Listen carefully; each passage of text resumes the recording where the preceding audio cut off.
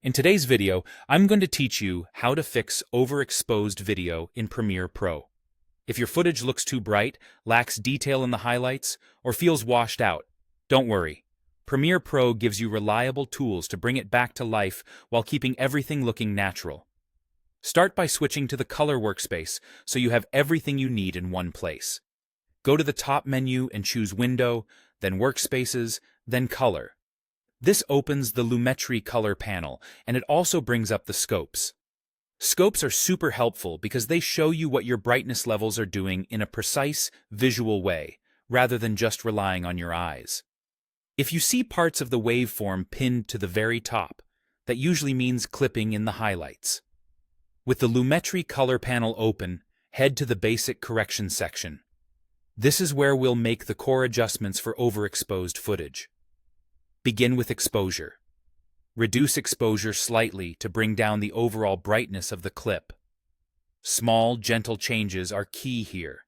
Think in tiny increments rather than big swings. As you lower exposure, keep an eye on the image and the scopes. The goal is to bring the midtones and the overall level into a manageable range without dulling the entire scene. Next, move to highlights. Drag the highlights control to the left to try to recover detail in the bright areas that look blown out. This is often the most effective control for overexposure because it specifically targets the brightest parts of the image, like skies, reflections, or white clothing, without flattening everything else. As you adjust, watch for texture returning to those bright areas. If they were completely clipped in camera, you may not get everything back, but easing highlights can still reduce that harsh, glaring look. Then fine-tune with whites. Pulling whites down reduces clipping at the very top of the luminance range and helps keep specular highlights in check. This works hand in hand with highlights. Where highlights recovers broad, bright regions, whites keeps the absolute peaks from spiking. Adjust just enough so the brightest points sit under the top edge on your scopes while the image still looks lively. Step back and evaluate.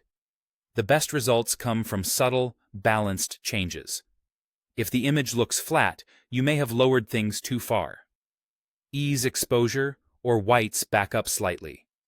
If skin tones look chalky or important, details still feel harsh. Revisit highlights and refine. With careful adjustments in the color workspace using exposure, highlights, and whites, you can quickly tame overexposed footage and restore a clean, natural look.